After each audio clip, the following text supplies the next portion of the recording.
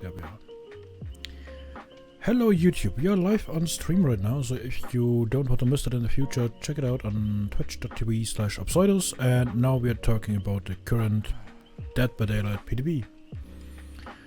So, going through things one by one, let's start on the top. Twins, we just played one twin game against players, and we also double checked a little bit stuff on the both games. Overall it feels good. The changes, I guess, are good. Twins are still bugged as shit, don't get me wrong, that's still a problem. And this probably will never ever change. They only did one thing on the updated add-ons that I really despise. And to be honest, that's the biggest problem I have right now, because that is the fact that most add-ons they changed are good. However, the iridescent pendant now gives Victor and Charlotte movement speed if you injure survivors with Victor. If you look at that further, it can only reach a maximum of 8%, and if you put a survivor into a dying state, the effect will be lost. If you have now flashbacks to a certain other add-on that might have a similar effect and as shit as... yeah. You're right, yeah. That's some similarity there. Okay, after the twins we had Blight. Blight is kinda okay, I guess, or was kinda okay, I guess, on the live version. This will throw off a lot of Blight mains, I feel. I have not much experience on Blight, so I could be completely wrong, but I think this will be terrible for Blight mains. Haddonfield. Haddonfield we played just as twins, and we also looked into several spawns as Mayas, and went against spots there to just double check if the map spawns vary too much. And this map will be ending up as a coin flip on what will spawn, if it's survivor sided or killer sided. You have the map a lot smaller now, there's not as much space behind the buildings as there was right now, or is right now in the live version. Also the main street is not as long as it was before, but you have now filler tiles next to the end of the wall of the street, so there is no empty wall anymore. You actually can loop a killer at least once there per game, which is okay, but therefore the half where the main building is empty otherwise, except there are exit gates, which makes this more like a coin flip-ish thingy, because if there is no exit gate there are no filler pallets and nothing else. It's just empty there with a few trees, and that's not really good. But other than that, this is better than the rework on Garden of Joy, I guess, where they just pushed the problem from one place to another. So overall,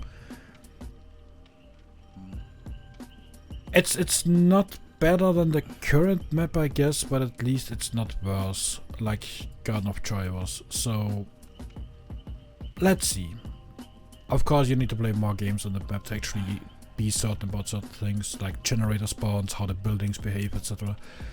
But overall, this looks somewhat okay-ish, even though it's a coin flip in the end. Decisive Strike. On Decisive Strike we already talked on stream for a while as well. Decisive Strike I have mixed feelings about. The increased stun duration somewhat is okay-ish, but it only helps if it works on certain killers. So if you play against the nurse, the 3-second stun or the 5-second stun doesn't make much difference, because she just blinks to you and hits you again. Blight the same probably. Trickster Huntress probably the same if you can't get something into the line of sight. Also the second part of the problem is that this is behind a paywall, so it doesn't help new players, because new players need to buy the Halloween DLC or find it in the Shrine of Secrets, which we know is kinda terrible anyway, so I'm not really sure about this one. Overall I think it's good, but it has a few downsides that I don't really like or enjoy about this, because it bothers me that there are so many important perks behind paywalls. Same on killer side for channel crossing perks, for example.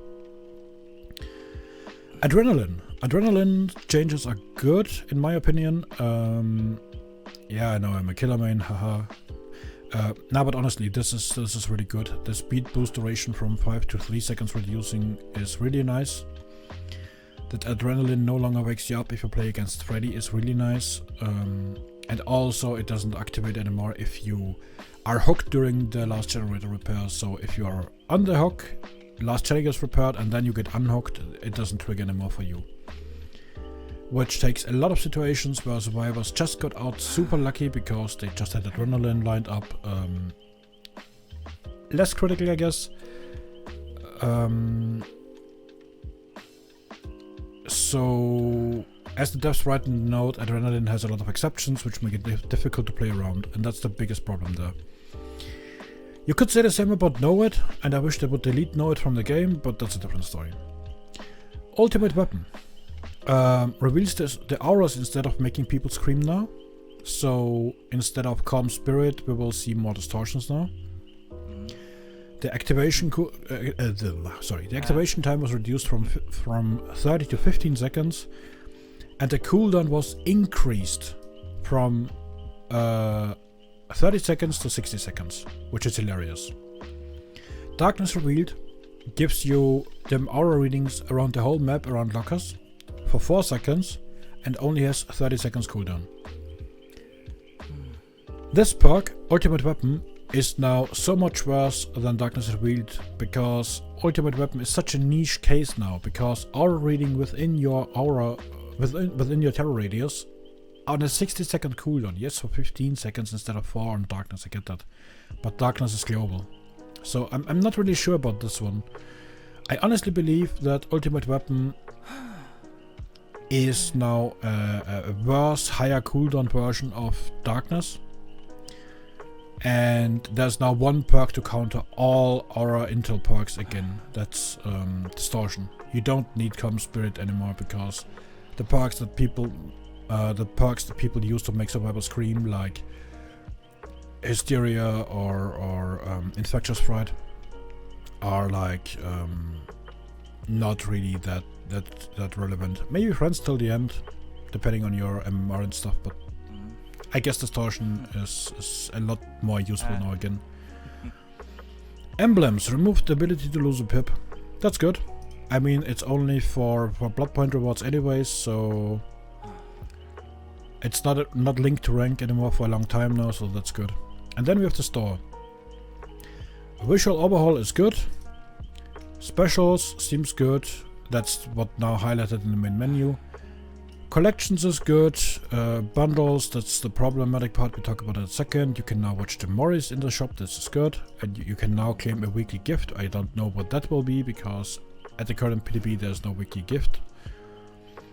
We'll talk about the store in a second again.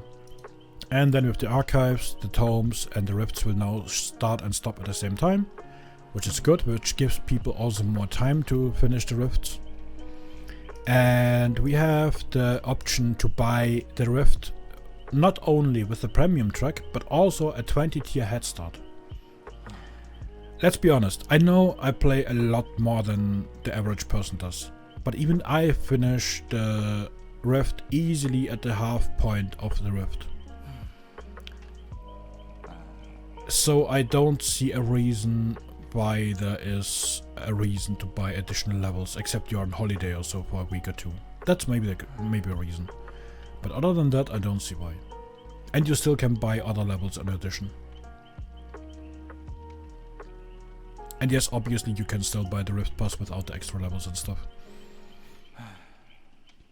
But yeah, let's talk about the store for a second, because the store in itself, Shrine of Secrets, looks good. Really good. I really appreciate that. You can see now which killer it belongs to, what the perk is called. If it's maxed out, you can see that it's maxed out. And you can read the whole description, which is a lot easier than always hovering over the skills and doing that. It feels better. And then you have the store. If you go from the killer perspective in there, you of course are on the killer side, but let's start from the first page, featured. That's the old featured page basically as well. Oh, there's the free gift as well. Look at that. Hey, blood points! Shoot me. Sorry. Yeah, you can scroll through that now, only with the arrows though, not with the mouse wheel, which is a little bit Yeah, well. It could be better, but it's not too worse.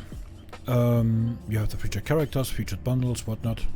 And you can also see what you bought from that stuff, which I really appreciated. Specials, when you have special deals. At the moment there's just some filler in there because... yeah, and there are no Oryx cells because we're on the PTB. You can't buy Oryx cells on the PTB, in case you didn't know. Collections, where all current collections are featured, or all current featured collections are shown that way around. Spring Ensemble, for example, 10 skins in there. So you can also now look for collections like Gold and Silk.